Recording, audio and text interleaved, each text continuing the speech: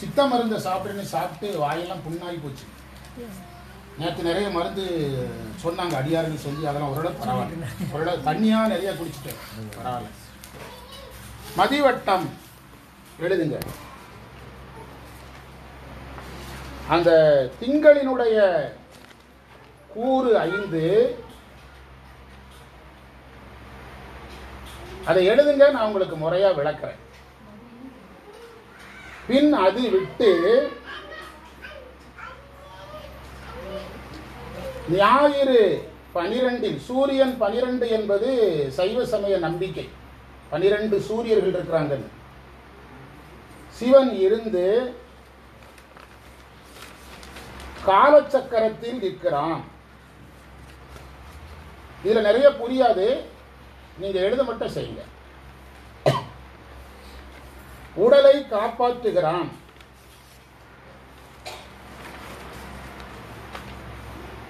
உடம்பு உயிரில் இருப்பதையும்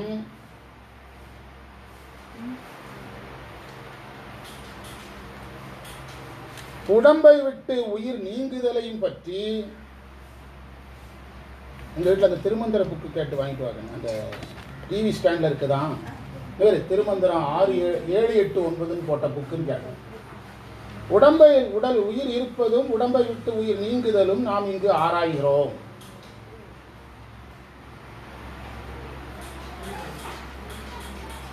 இது முழுவதும் அன்னைக்கு பாடம் முழுவதும் ஜோசியம். யாராவது ஜாதகம் தெரிஞ்சா சொல்லுங்க, எனக்கு இதில் ஒண்ணுமே தெரியாது, நான் தியரியா சொல்றேன். சந்திரன் 12 ராசியை சுற்றி வருகிறது. சந்திரன் 12 ராசியை சுற்றி வருகிறது. அதில் அப்ப 12 ராசியை சுத்துதுன்னா அந்த வட்டத்துல பாதி எவ்வளவு? 6 ராசி. இதெல்லாம் எழுதி நல்லா எழுதுங்க, சூப்பரா இருக்கு. ஜாதகம் பார்க்க வேண்டிய நீங்களே பார்த்துடலாம். அந்த 12ல பாதி 6. 6 ராசியை சுத்தி வர்ற காலம் வளர்பிறை. திருமந்திரத்தில் இருக்குங்க இந்த செய்தி எல்லாம். மீதி 6 ராசியை சுத்தி வருகின்ற காலம் தேய்பிறை.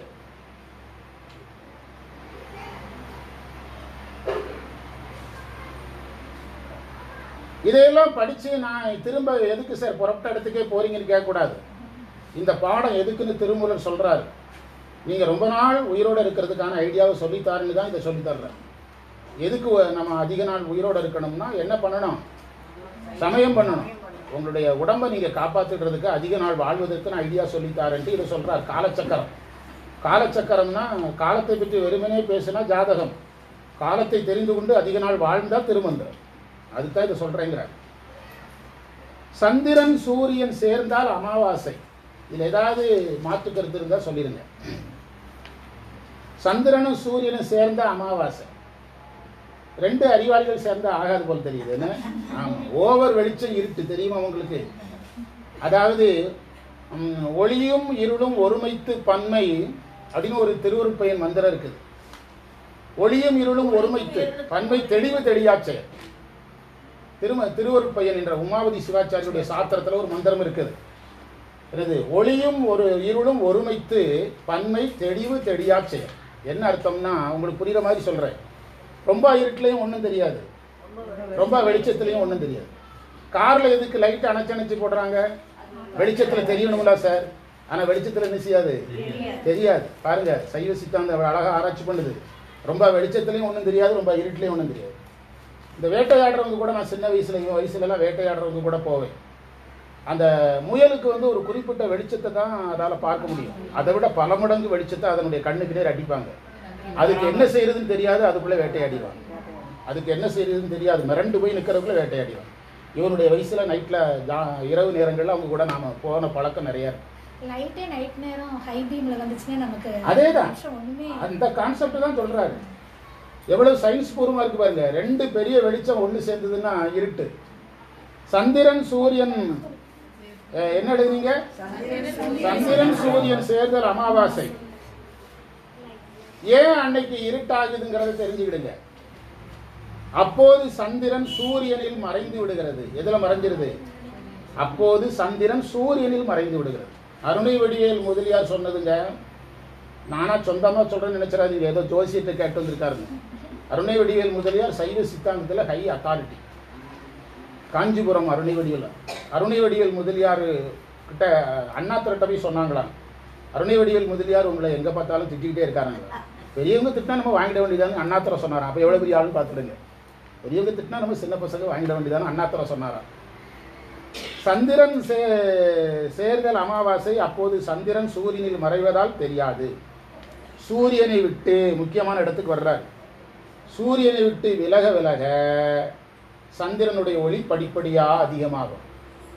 சூரியனை விட்டு விலக விலக படிப்படியாக சந்திரனுடைய ஒளி அதிகமாகும்.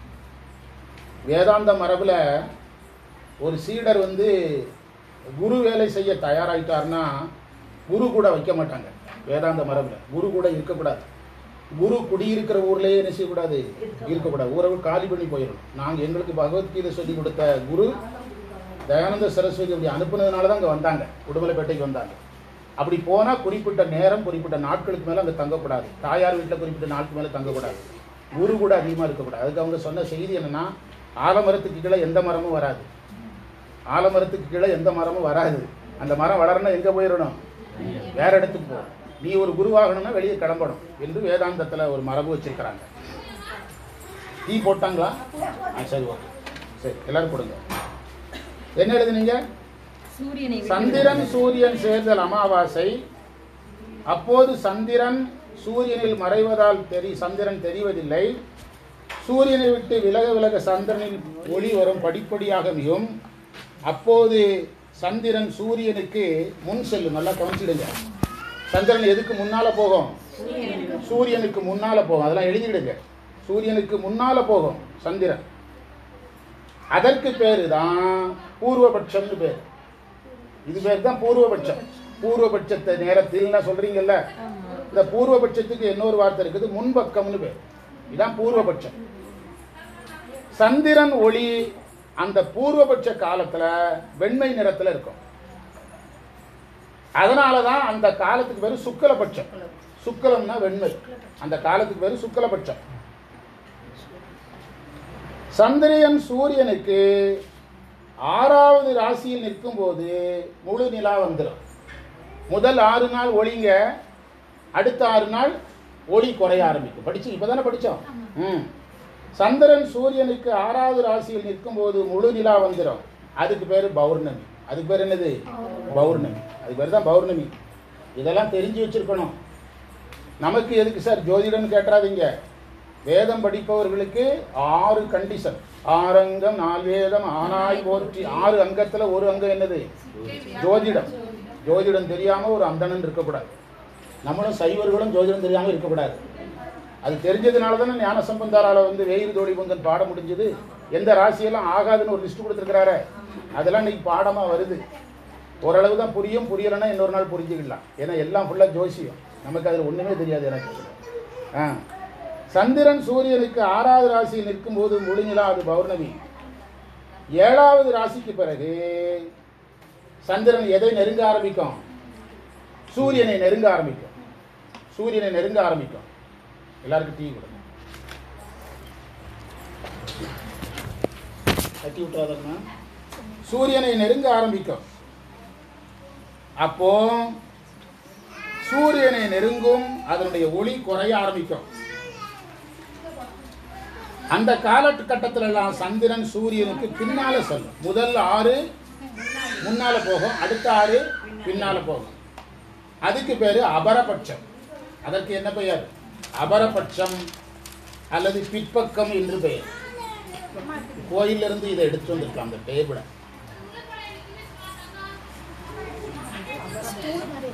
கொண்டா, இதுல மேல வச்சிரு, வேணா வாங்கிடுறேன். அது பிற்பக்கம் அல்லது அபரபட்சம். அது மேல வச்சிரு, மேல வச்சிரு. அப்படி இப்படி திருப்பி விடா. ஒளி குறைந்து இருள் மிகும்.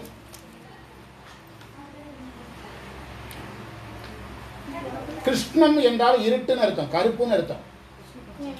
அதனாலதான் அதுக்கு கிருஷ்ணபட்சம்னு பேர். என்ன பட்சம்? கிருஷ்ணபட்சம்.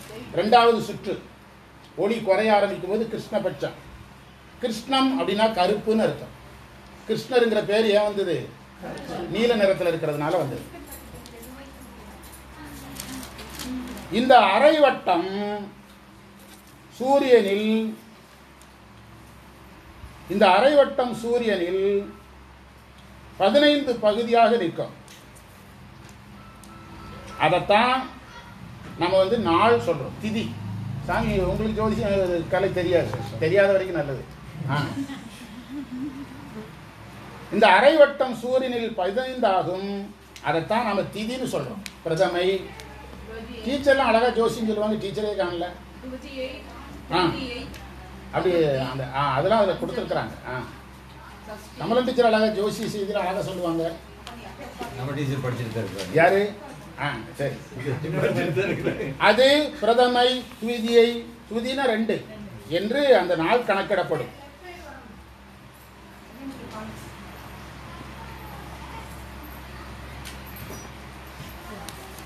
ஒவ்வொரு கூறுலையும் ஒவ்வொரு பிரிவிலையும், அதாவது இந்த அரைவட்டம் சூரியனில் 15 ஆகிறது. அரைவட்டம் சூரியனில் 15 ஆகிறது. சூரியனில் 15 ஆகிறது. ஒவ்வொரு கூறுலையும் 5 நாட்களை எடுத்துக்கிடணும்.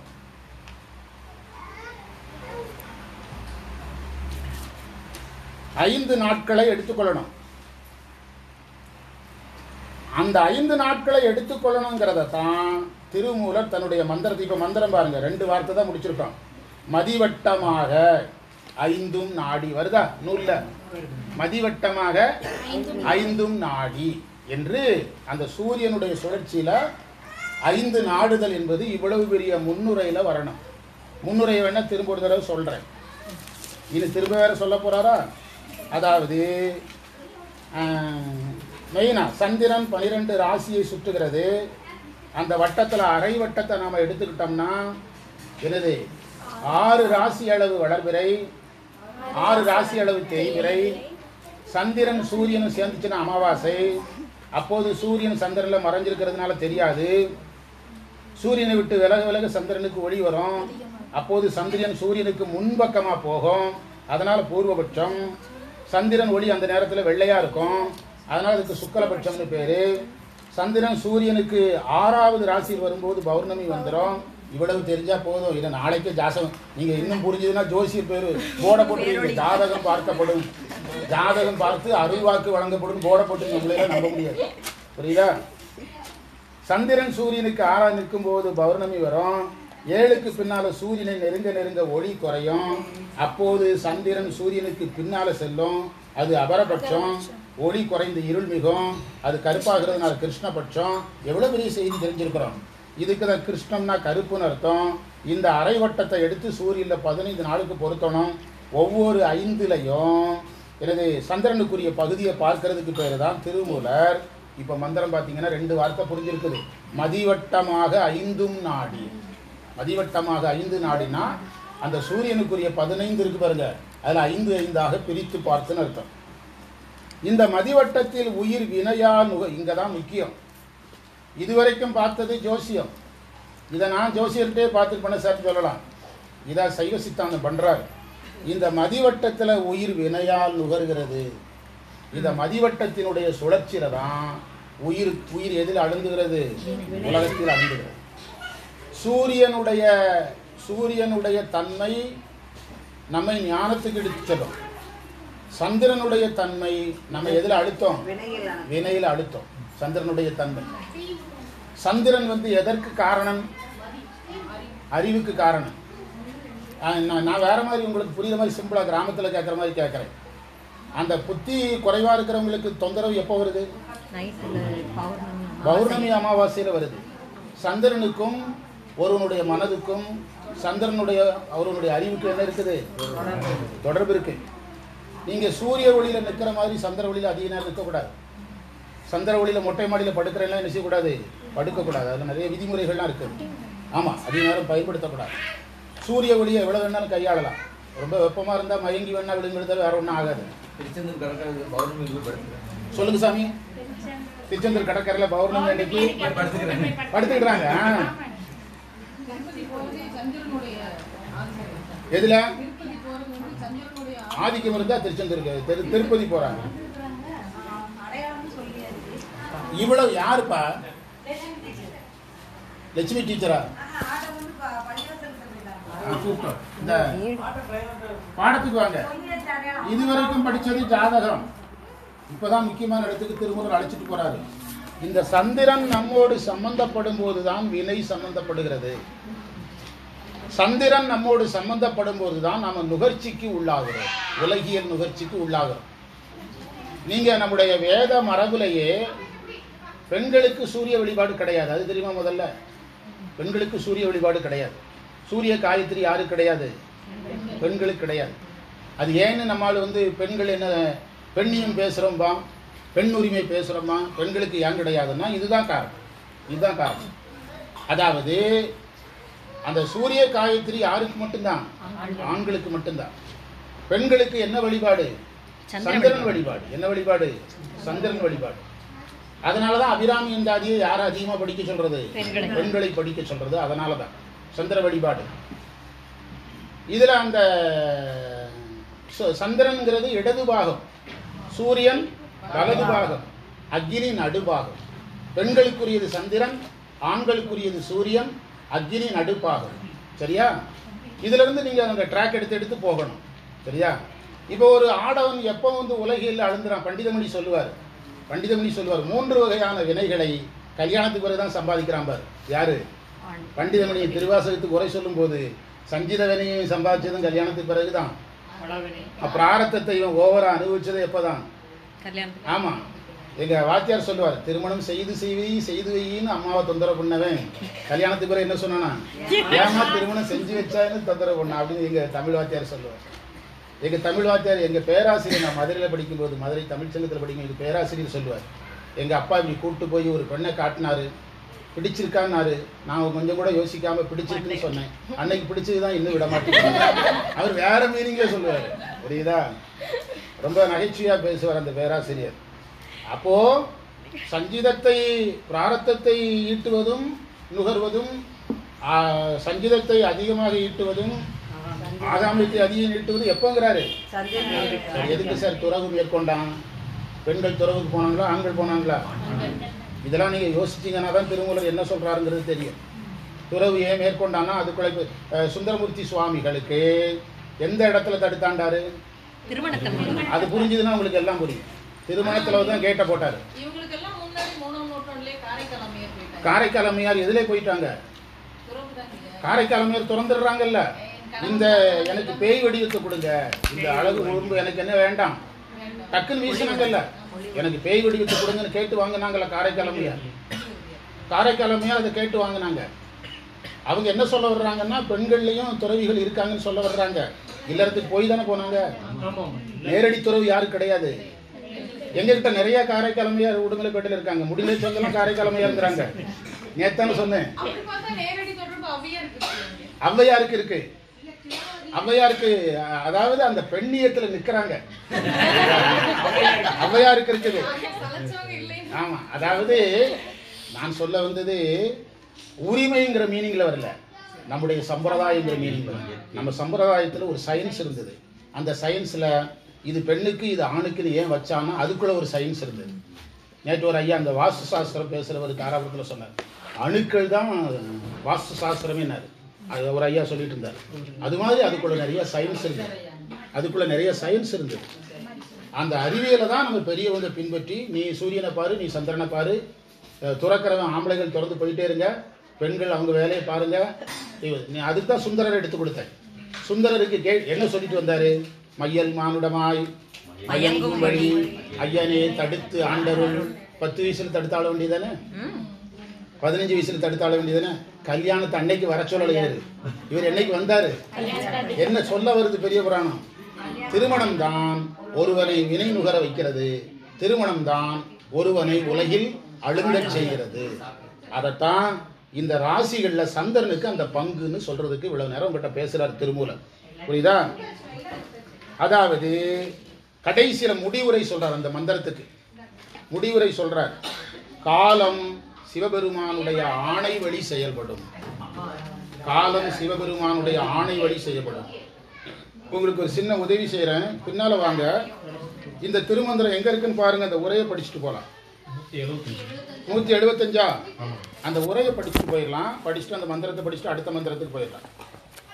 மந்திரத்தின் உரை படிங்க. எங்க இருக்குது? சாமி அது உரை கேட்கிறேன். உரை பின்னால் இருக்கு பாருங்க, அதை கேட்கிறேன். மந்திரம் அங்க இருக்குது, மீனிங் எங்க இருக்கு? அதுலதான் இருக்கா? எங்க இருக்கு? 175. நான் 75 எடுத்து வச்சுக்கல. 170. உரை படிங்க.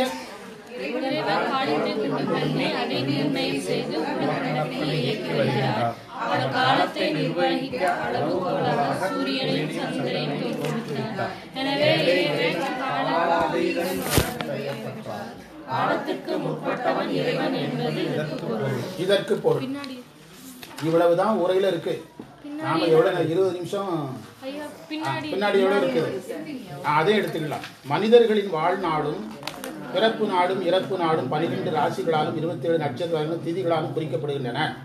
மேஷம் ரிஷபம் என்பன ராசிகள், அஸ்வினி பரணி என்பன நட்சத்திரங்கள், அமாவாசை பௌர்ணமி பிரதமி திதி என்பன திதிகள். சூரியனும் சந்திரனும் ஒன்று சேரும் நாள் அமாவாசை. சூரியனை விட்டு சந்திரன் கொஞ்சம் கொஞ்சமாக பிரிந்து செல்லும் நாள் வளர்பிறை என்றும் கூறப்படும்.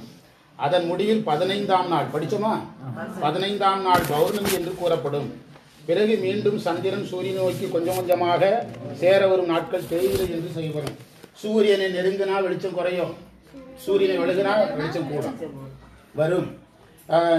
இதன் முடிவில் 15ஆம் நாள் சூரியனுடன் சந்திரன் சேர்ந்து விடுவதால் அமாவாசை என்று பெயர் வரும். சூரியனை விட்டு சந்திரன் பிரிந்து செல்லும் பொழுது அதன் ஒளி வெண்மையாக வளர்கிறது, அதனால சுக்கலபட்சம் என்று பெயர் வரும். படிச்சீங்களா? சுக்கலம் வெண்மை. இதுல இருந்து நான் ஒரு எழுத்து கூட எடுக்கலீங்க. நான் அருணை வடிவேல் முதலியார் தான் நமக்கு கிங்கு. இதுல இருக்க எல்லாம் சரியா? இதுல இருக்கிறத வச்சுக்கிட்டு நீங்க அந்த மந்திரத்துக்குள்ள போக முடியாது. ஆனால் அவர்கள் இருக்கிறத வச்சுட்டு எதுக்குள்ள போயிடலாம், மந்திரத்துக்குள்ள என்ட்ரி ஆக முடியாது. இதெல்லாம் பார்த்தாலும் சந்திரன் சரி, சந்திரன் சூரியனோடு சேர வரும்போது ஒளி குறைந்து கொண்டே வருவதால் அது கிருஷ்ணபட்சம் என்று பெயர் வரும். இவர்கள் இறைவனால் காலசக்கரம் மனித வாழ்க்கையில் சுழந்து சுழந்து வருகிறது. அதில் இருக்கிறத விட நம்ம கொஞ்சம் அட்வான்ஸாக படிச்சிருக்கிறோம், மறந்துடாதீங்க. எவ்வளோ அட்வான்ஸுங்கிறத நீங்கள் யோசிச்சா தெரியும். மந்திரம் எத்தனாவது பக்கம் இருக்குன்னு பாருங்க. மந்திரத்தை சொல்லிட்டு அடுத்த மந்திரத்துக்கு வாங்க.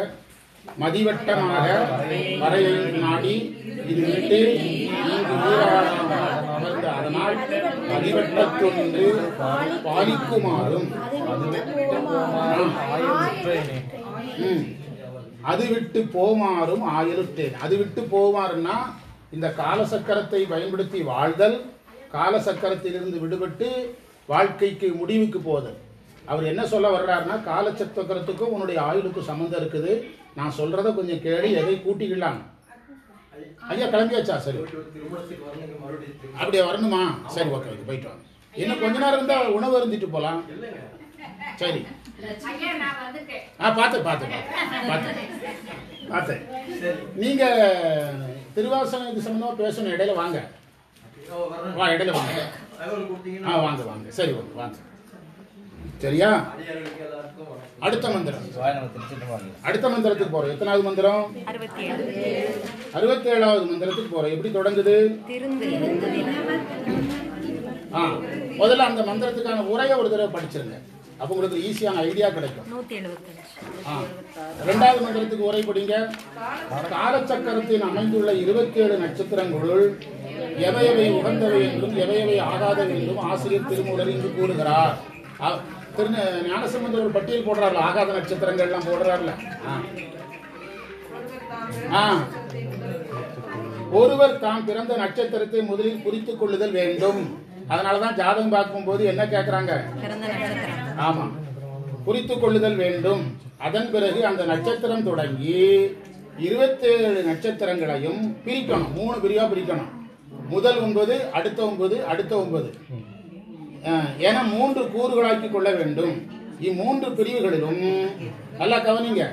முதலாவதாக ஒரு நட்சத்திரம் முறையே முதல்ல வர்ற நட்சத்திரம் ஜென்ம நட்சத்திரம், அனுஜென்ம நட்சத்திரம், திரிஜென்ம நட்சத்திரம். அருணையார் உரை அப்படியே வருது. இதுல 3 நட்சத்திரங்களும் எச்செயலுக்கு உகந்தது அல்ல. ஆமா, இந்த 3 நட்சத்திரத்தையும் நீங்க நல்ல செயல் தொடங்குறதுக்கு என்ன செய்யக்கூடாது, பயன்படுத்தக்கூடாது அல்ல என்பதை முதலில் தெரிந்து கொள்ள வேண்டும். மேலும் 3 பிரிவுகளிலும் முறையே அந்த 3 பிரிவில் 9+9+9 3, 5, 7 நட்சத்திரங்களும் உகந்தவை அல்ல. முதல் 9 இருக்கக்கூடிய 3, 5, 7 எடுக்கக்கூடாது. அடுத்த 9 இருக்கிற 3, 5, 7 எடுக்கக்கூடாது. அடுத்த 9 இருக்கிற 3, 5, 7 எடுக்கக்கூடாது. என்னும் நட்சத்திரங்களும் உகந்தவை இல்லை என்பதும் தெரிந்து கொள்ள வேண்டும். எனவே அடுத்து 3 பிரிவுகளில் எஞ்சியுள்ள நட்சத்திரம் என்னது? 2, 4, 6, 8, 9 எடுத்துக்கலாம். 4 நல்ல நேரம் பார்க்கறதுக்கு நீ எங்க போக வேண்டியதில்லை. அந்த 9ல ஃபர்ஸ்ட் முதல் 9ல வருது ஜென்ம நட்சத்திரம், அதுதானே கரெக்ட். அடுத்த 9ல முதல் நட்சத்திரம் அனுஜென்மம், அடுத்த 9ல முதல்ல வருது திரிஜென்மம், 3வதுல வரக்கூடிய ஜென்மம் திரிஜென்மம். அது அதை பயன்படுத்தக்கூடாது.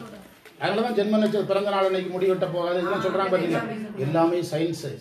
அதை தான் சொல்றாரு இந்த ஆகும் என்று திருமலை. அதனால் காலச்சக்கரத்தின் சுழற்சியில் அகப்பட்டு கொண்டுள்ள நாம் மேற்கண்ட நிலைகளை அறிந்து எதனையும் செய்ய தொடங்க வேண்டும். அறிஞ்சிட்டு செய்யணும். அதனால எந்த சேலை செஞ்சாலும் இது ஈஸி தானே, நம்மளே கண்டுபிடிக்கலாம். நீங்களே கண்டுபிடிச்சு அந்த நேரத்தில் வேலை செய்யுங்கிறது அடுத்த மந்திரம். அடுத்த மந்திரத்துக்கு போக போறோம். இதை கூட முடிச்சிருங்க. திருந்து தினம் அத்தினத்தினோடும் நின்று இருந்தெறி நாள் 1, 2, 3 பொருந்திய நாளோடு புக்கு அறிந்து ஓங்கி வருந்துதலின்றி மனை புகழாமைங்கிறது நல்ல செயல்களை செய்வதற்கு பயன்படுத்திக் கொள்ளலாம். அடுத்த மந்திரம் எப்படி தொடங்குது? முறை என்று தொடங்குகிறது. அந்த மந்திரத்தில் என்ன சொல்றாருன்னா, இப்பதான் திருமூலர் ஜாதகத்துல இருந்து 2 பாயிண்ட்டுக்கு வெளியே வந்திருக்கிறார். நம்ம புத்தகத்தில் உரை படித்தோம். உரை கரெக்டாக தான் இருக்குது, ஆனால் ஜாதகத்துக்கு வெளியே வர மாட்டேங்குது. நான் உங்களை முதல் மந்திரத்தில் ஜாதகத்துக்கு வெளியே அழைச்சிட்டு போனேன். சந்திரன் சம்மந்தப்படும் போது வினை வரும், சந்திரன் சம்மந்தப்படும் போது உயிர் என்ன செய்யும்? வினையை நுகரும். புரியுதா?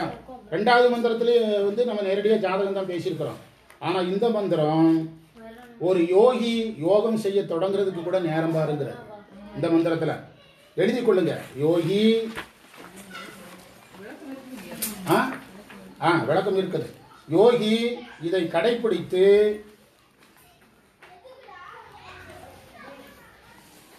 அந்த காலத்தை அறிந்து யோகத்தை செய்யவில்லை என்றால் யோகி காலத்தை வெல்ல முடியாது. பாருங்க, யோகி எதை வெல்ல முடியாது? காலத்தை. ஜோதிடம் படிக்கிறதுக்கு நம்ம காலையில் இங்க யாரும் வரல. எதுக்கு வந்திருக்கிறோம்? காலத்தை வெல்வதற்கு தான் எந்த சக்கரம் சொல்லி இருந்துட்டு இருக்கிறாரு? கால சக்கரம். அது நீங்க அந்த இடத்துக்கு வந்துடணும் எல்லாரும். நீங்க அப்படி இல்லைன்னா இன்னைக்கு காலையில வகுப்பு எல்லாமே ஜாதகம் பார்க்கறதுக்கு படிச்சாச்சு, நாளைக்கு போட போட்டுருவீங்க. ஜாதகம் பார்க்கப்படும், அருள்வாக்கு வழங்கப்படும், கட்டணம் 500 ரூபாய்.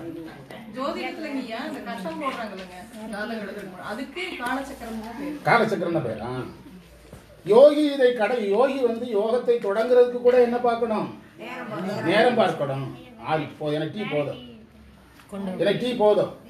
காலத்தை அப்படி இல்லை என்றால் அவன் காலத்தை என்ன செய்ய முடியாது, வெல்ல முடியாது. அடுத்து அதில் ஒரு செய்தி இருக்குது. அருணையார் சொல்றார், பெரியோர் மறைத்து சொன்ன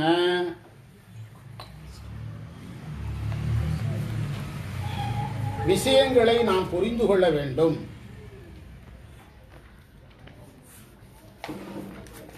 பெரியோர் அந்த உரையில் இருக்கிறத அப்படியே சொல்றேன். பெரியோர் மறைத்து சொன்னதை அதை அறிந்த பெரியவர்களை அணுகி பணிந்து கேட்டு முயன்று அந்த கருத்தை முடிக்கணும். அதாவது இந்த காலச்சக்கரம் சம்பந்தமா நிறைய விஷயங்களை பெரியவங்க வெளிப்படையா சொல்லாம இருக்கலாம். அதை நீங்களாவே கரண்ட் போயிட்டா அதை நீங்களாவே ஒரு முடிவெடுத்து முடிவுக்கு வரக்கூடாது. யார்கிட்ட பேசணுங்கிறாரு? அது ரகசியமா சில விஷயங்கள் சொல்லப்பட்டிருக்கோம். நீங்க அது தெரிஞ்ச பெரியவங்களை அணுகி அதையெல்லாம் கேட்டு ஃபாலோ பண்ணிவிடணுங்கிறத அடுத்த மந்திரத்தில் சொல்றாரு. அதுல அதாவது இருத்தல் உளதாதல். அந்த உரை படிப்போம். அருணையார் உரை தேவைப்பட்டாலும் படிப்போம். உரை எடுங்க. எத்தனாவது பக்கம்? 68ஆம் மந்திரம். யோகம் செய்யும் பொழுது நியமங்களை எல்லாம் முறையாக உணர்ந்து செய்யாது. இதெல்லாம் அருணையார் உரையில இல்ல. நியமங்களை எல்லாம் உணர்ந்து செய்யாதுங்கிறது இல்லை. நம்ம இதை பலமுறை திரும்ப திரும்ப சொல்லிட்டு இருக்கிறோம். நம்ம வகுப்புல சொல்ல ஆரம்பிக்கல, பயந்துருவீங்கன்னு. சைவம் பண்றவங்க நியமங்களில் நம்ம இங்க உள்ளூர் வகுப்புல சொல்லிட்டு இருக்கிறோம். நியமங்களை கடைபிடிக்கணும். நம்ம சமய பிரச்சாரகராக இருந்தால், இப்போ இவங்களுக்கெல்லாம் அந்த விதி கிடையாதுன்னு பல முறை சொல்லியிருக்கிறேன். உங்களுக்கெல்லாம் ஃப்ரீ. என்னைக்கு மைக் பிடிச்சி நாம் ஒரு சைவ விஷயத்தை பேசுகிறோமோ, நீங்கள் சரியகிரியை சார்ந்த விஷயங்களை பேசுபவராக இருந்தால் அல்லது திருமுறையை கையாளுபவராக இருந்தால் நீங்கள் ஏம நியமங்களில் கட்டாயம் செய்யணும், இருக்கணும். சமய தீக்கையும் விசேட தீக்கையும் இருந்தால் ரொம்ப நல்லது. சிவபூஜை செய்கிற ஒருவர், சிவப்பணி செய்கிற ஒருவர், திருக்கோயில் வழிபாடு செய்கிற ஒருவர் சமய தீக்கை விசேட தீக்கை வாங்கி ஏம நியமத்தில் நிற்பவர் திருமுறை செய்தால், திருமுறையில் என்ன செய்தாலும் அது கேட்குறவங்களுக்கு போய் உயிரில் போய் தங்கும். இல்லைன்னா அது என்ன ஆகும்? வெறும் அறிவாக போயும், வெறும் அறிவாக போயும். இது நான் பல இடங்களில் அது நான் சொல்லலை, பண்டார சாத்திரத்தில் திரும்ப திரும்ப அதுதான் வந்தது. பண்டார சாத்திரத்தில் சரியகிரியை செய்யாத ஒருவனுடைய உயிர் பயனற்றதுன்ட்டார் திருமூலர். இந்த அம்பலவான தேசிகர் சரியகிரியை செய்யாத ஒருவனுடைய உடல் பயனற்றது அப்படின்னு எழுதுறார் பண்டார சாத்திரத்தில். இதில் உறுதியாக இருக்கணும். நீங்கள் இப்படி கேட்குறவங்களுக்கு பிரச்சனை கிடையாது. என்ன மாதிரி மைக் பிடிச்சி பேசுகிறதா இருந்தால் கடைப்பிடிக்காத ஒன்று எப்படி பேசுவீங்க? கடைப்பிடிக்கிறவன் அதை என்ன செய்யணும்? பேசணும்னா என்ன செஞ்சுருக்கணும்? வேண்டான்னு சொன்னலாடா, இது 3வது டீ. கடைசியில் நீங்கள் வாத்தியாரே டீ எல்லாம் குடிச்சு முடிச்சிருவாருன்னு சொல்றதுக்கா?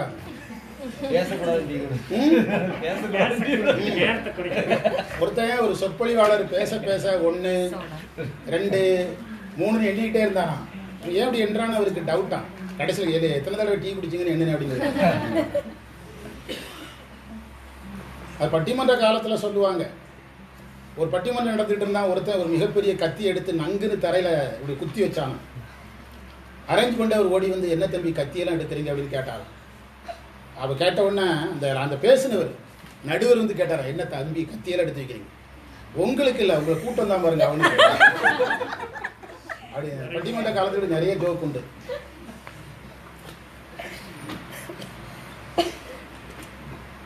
போட்டோ எடுத்தாச்சா? அடுத்து நம்ம ஓதுவார் இது பாடுறது ஒரு ஃபோட்டோ. அதுக்கு ஒரு ஃபோட்டோ யாரும் எடுக்காதீங்க. அங்கே எடுத்த ஃபோட்டோ எதுவும் வெளியே போடக்கூடாதுங்க. யாரும் ஃபோட்டோ எடுத்தீங்களா? எந்த ஃபோட்டோவும் நம்ம குரூப்பில் வரக்கூடாது. ஏன்னா தேவார நாள் இல்லை, தேவார நாளில் நம்ம அங்கே இருக்க முடியாது. நம்ம தான் அதில் எக்ஸ்ட்ரா எடுத்துக்கிட்டோம். சரியா? இந்த வீடியோ நீங்கள் அவருக்கு குணசேகரன் சாருக்கு அனுப்பி பாருங்க. அவர் ஓகே இல்லைன்னாக்கா நம்ம திரும்ப ஒரு தடவை சாயங்காலம் பதிஞ்சிடலாம். நீங்கள் 68. உங்களுக்கு ஒரு 5 நிமிடம் ஓய்வு. நம்ம பிற்பகல் பாடம் பார்த்துக்கலாம். முக்கிய அறிவிப்பு எல்லாரும் ஃபாலோ பண்ணுவாங்க. எழுப்புனா இறக்க முடியாது. அவர் சொன்ன மாதிரி எழுப்பக்கூடாதுன்னு ஏன் சொன்னாருன்னா, அந்த குண்டலினி மேலே கிளம்பிட்டுனா அது இந்த முதுகெலும்பினுடைய மையப்பகுதி வழியாக 7ஆம் ஆதாரம் வரைக்கும் வரணும். நீங்கள் சரியாக அதை கையாளலைன்னா முதுகெலும்பு 32 பீஸாக இருக்கும். டாக்டர் யாருக்கு தெரியும்? அது வழியாக அது உடம்புக்குள்ளே போயிடும். அந்த குண்டலினி சக்தி போய் டிப்ரெஷன் ஆகிடும். டிப்ரெஷனாக மனநோயாளி ஆகிறது கூட என்ன இருக்குது. அதனால தான் அந்த பாம்புன்னாங்க. பாம்பு கொத்தவும் செய்யும். அதே மாதிரி இந்த குண்டலினி என்ன செஞ்சு விடும்? கொத்தவும் செஞ்சோம். ஆமாம், அந்த பாம்புங்கிறது அது அந்த அடிப்படையில் தான். அதனால் இந்த குண்டலினி சக்தி நல்ல வேலை. இந்த வேதாந்த குரு சொல்லுவாங்க, தம்பிகளா இன்னைக்கு இருக்கிற எவனுக்கும் குண்டலினி எழுப்ப தெரியாது, அது வரைக்கும் சந்தோஷப்படுங்கம்பாங்க. ஆனால் எழுப்புறேன்பான். அது எழுப்பாத வரைக்கும் சந்தோஷம்பாங்க. அவனுக்கு எழுப்ப தெரியாத வரைக்கும் சந்தோஷம்பாங்க. ஏன்னா அதை எழுப்புனா கையாள முடியாது. விவேகானந்தர் மாதிரி சிலருக்கு தான் அது சாட்சி. விவேகானந்தர், வள்ளலார், தாயுமானவர், நம்ம ஞானிகள், அவங்களுக்கு இது மேட்ச் ஆகும். ஒன்றும் இல்லை. பெரிய புராணத்தில் பெருமலை குறும்பநாயனார் யோகியாக இருக்கிறாரு. ஆனால் அவருடைய வரலாற்றில் அவர் யோகம் செய்ததாக எந்த குறிப்பும் இல்லை. அவர் சிவனை கும்பிட்டாரு, சுந்தரரை குருவாக ஏற்றிக்கிட்டார், வேறு ஒன்றும் பண்ணலை. ஆனால் அவருக்கு என்ன கை பிடிச்சி? அதுதான். புரியுதா? அது சைவ சித்தாந்தத்தில் என்ன சொல்லியிருக்குன்னா, நீ ஒன்றுமே பண்ண வேண்டாம், யோகம் பண்ணுறதுக்கு இறைவன் அருள் வேணும்னு தான் முடிச்சிருக்குது. இறைவன் அருள் இருந்தால் எதை பண்ணலாம்? அதுக்கு எந்த விதமான எல்லாம் அது இறைவனே ஒவ்வொன்றா உங்களுக்கு காட்டிக்கிட்டே இருப்பார். நான் இப்போ சொன்னேன்ல, நீங்கள் நினச்சிருப்பீங்க அவர் வீட்டில் அவர் எதுக்கு கயிறு கட்டி தலைகிறாரு, அவர் வீட்டில் எதுக்கு பேப்பர் விட்டுறாரு. சாமி என்கிட்ட ஃப்ரேம், ஃபோட்டோ ஃப்ரேம் மாதிரி காட்டினார். இவன் அங்கேருந்து வர்றான், நேரு மேலே ஏறி உட்காடுறான், நான் அதில் உட்காந்துருக்கிறேன். அப்படி ஒரு ஃபோட்டோ எனக்கு வருது. எனக்கு இது நடக்குன்னு தெரியும். தெரிஞ்சு தான் என்ன செய்தோம், கைத்தை கட்டி ஒரு ஆசிரியர் உட்காந்துருக்கிறாரு. வயசில் பெரியவங்களெல்லாம் கீழே இருக்கிறாங்களே, நம்ம அதில் போய் உட்காடுறோமே. பெரியவங்களுக்குன்னு நம்ம சொல்லியிருக்கிறோம், உண்டா இல்லையா? அது யோசிக்கவே மாட்டேன். அது அவனுடைய வயது, அவன் இதில் நானும் அப்படி தான் இருப்பேன். என்ன சொல்கிறீங்க? அது ஒரு வயது அறியாமல். ஆமாம் ஆமாம் ஆமாம் ஆமாம் பக்குவப்படுத்தணும் சார். அவங்க ஆமாம் ஆமாம் அதுக்கு என்ன செய்யுது இப்போ அந்த எனக்கு அவங்க எல்லோருமே எமோஷன்காரங்க. நாங்கள் தான் அவங்களை கையாண்டு சமமாக வச்சுருந்தோம், நாங்கள் தான் அவங்களை சமாளித்து வச்சுருந்தோம். இப்போ இதில் என்ன கொடுமைன்னா யார் கூட சேர்ந்துருக்காங்களோ அவ்வளோ எமோஷன் பேஸு. சாமி தான் ஆமாம் ஆமாம் வெளிப்படும். சாமி தான் எல்லாரையும் காப்போம். அதுதான் இவரை பின்னால் வச்சிருக்குது. எல்லாரும் சாட்சி இவர் தான். ஆமாம் இவர் தான் சாட்சி. மந்திரத்துக்கு வாங்க. அதுக்கும் ஒரு காரணத்தை வச்சிருப்பாரு. ஆமாம் அதுக்கு ஒரு காரணம். மந்திரத்துக்கு முடிந்தது அறியார் முயல்கின்ற மூர்க்கர். இடிஞ்சில்னா உடம்பு. இடிஞ்சல் இருக்க விளக்கெறி கொண்டு கடிந்து அனல் மூலாதாரத்தில் இருக்கக்கூடிய கனலை எடுப்பணும். மூல கதுவ வல்லார்க்கு நடந்திடும் பாரில் நன்னலும் நன்னல்னா இறைவனை அடையலாம் என்பது 69வது மந்திரத்துக்கான பொருள். சரியா? 69வது மந்திரத்துக்கு இன்னும் கொஞ்சம் நான் பொருள் முக்கியமானது எழுதியிருந்தேன். அதில் வாசிக்கிற ஒரு தடவை நல்லா இருக்கும். அதாவது இடிஞ்சில் என்பது உடம்பை குறித்து மூலாதாரத்தை குறிக்கும். எழுதிடுங்க. இடிஞ்சில் என்பது உடம்பை குறித்து ஆகு பெயராக எதை குறிக்கும்? மூலாதாரத்தை குறிக்கும். விளக்கு என்பது அங்க இருக்கிற அக்னி. விளக்குங்கிறது அங்க இருக்கிற அக்னி. நீக்கப்படுவது இருள். இந்த அக்னி எழுந்து உச்சி வரைக்கும் போகும். யோகத்தால் காலத்தை வெல்லலாம், யமனையும் வெல்லலாம் என்பது இந்த மந்திரத்தில் சொல்லப்பட்டிருக்கிறது. அடுத்த மந்திரத்துக்கு போகலாம். அடுத்த மந்திரத்தில் என்ன எப்படி தொடங்குது? கண்டுடன் ஓடி.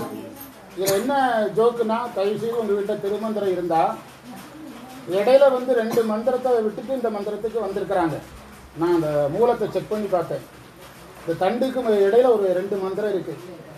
ஆனால் நீங்கள் உரை பார்க்கும்போது இதோட சேர்த்து தான் பார்க்கணும். ஆமாம், அந்த அருணையார் உரையில் 734 மந்திரத்தை கடந்து 35 கடந்து 36 இது வருது. நீங்கள் அதை சேர்த்து படித்தாதான் இந்த மந்திரத்துக்கு பொருள் புரியும். இது என்ன எழுதியிருக்குதுன்னா, அதாவது நம்முடைய புண்ணிய தண்டு வழியாக, அதாவது முதுகெலும்பு வழியாக சென்று உணர்வை, முதுகெலும்பின் வழியாக நம்முடைய உணர்வை செலுத்தி எங்கே வந்து சேரணும்? உச்சந்தலைக்கு வந்து சேரணும். உச்சந்தலைக்கு வந்து சேரணும். சகசிராரம் என்று சொல்லக்கூடிய இடத்துக்கு வந்து சேரணும். ஆமா, அந்த உடம்புல சூரியன், சந்திரன், அக்னி 3 இருக்கும். காலையில கூட பேசணும்னு நினைக்கிறேன். சூரியனை வச்சு பேசணும், சந்திரனை வச்சு பேசணும், அக்னியை வச்சு பேசணும் என்ற 3 இருக்கும். தக்கவாறு அமையும் உடல். இந்த 3ஐயும் இந்த இதுவரைக்கும் சொன்ன கால சக்கரம் கொஞ்சம் கஷ்டம்னு சொல்றதை விட ஜோதிட கணக்கெல்லாம் தெரியணும். இது ஈஸி. என்ன சொல்றாருன்னா, யோகம் பண்ணுங்க. மூலாதாரம், சுவாதிஷ்டானம், மணிபூரகம், அநாதம், சித்தி, ஆக்ஞை, சகசிராரம்னு படிப்படியாக யோகம் பண்ணுங்க. அப்படி யோகம் பண்ணுங்க. எங்கே வந்து சேர்ந்துருங்க? சகசிராரத்துக்கு வந்து சேர்ந்துருங்க. சூரியன், சந்திரன், அக்னி என்ற 3 உங்கள் உடம்புல இருக்குது. அது தன்னைத்தானே பேலன்ஸ் படுத்திக்கிடுங்கிறாரு. சூரியன், சந்திரன், அக்னி என்ன செய்து கொள்ளும்? தன்னைத்தானே சமப்படுத்தி கொள்ளும். இப்போ நானே சில நேரங்களில் என்ன செய்வேன்னா, அதிகமாக படிக்க வேண்டியது வரும், சில நேரம் அதிகமாக மந்திரம் சொல்ல வேண்டியது வரும். இப்போ நானே வாய்ப்புன்னு அப்படி தான் ஏமாந்துட்டேன். அதிகமாக படித்து அதிகமாக வாய்ப்பு மந்திரங்களை சொன்னாலும் இந்த மாதிரி சூடாகும், உடம்பு சூடு. ஆமாம், ஆனால் கடைசியில் பார்த்தா சித்தம் இருந்த ஓவராக தின்னு கிளம்பிச்சு. நாக்கெல்லாம் விட்டு போச்சு. நேற்று இந்த தாராபுரத்துலவே வாழைப்பழம் சாப்பிடுங்க, வெள்ளரிக்காய் சாப்பிடுங்கன்னு சொன்ன பிறகு தான் குறைஞ்சிது. அப்போ இந்த உடம்பு தானாக என்ன செய்யும்? சூடாகும். ஆனால் நம்மளே கண்டுபிடிச்சி சமப்படுத்திடலாம். நானாக சமப்படுத்திடுவேன். நான் அன்னைக்கு வாக்கிங்கு குறைப்பேன், உடற்பயிற்சியை குறைப்பேன், வெப்பமான தண்ணியில் குளிக்கிறத குறைப்போம். அப்போ தானாக 2 நாளைக்கு நார்மலுக்கு வந்துடும்.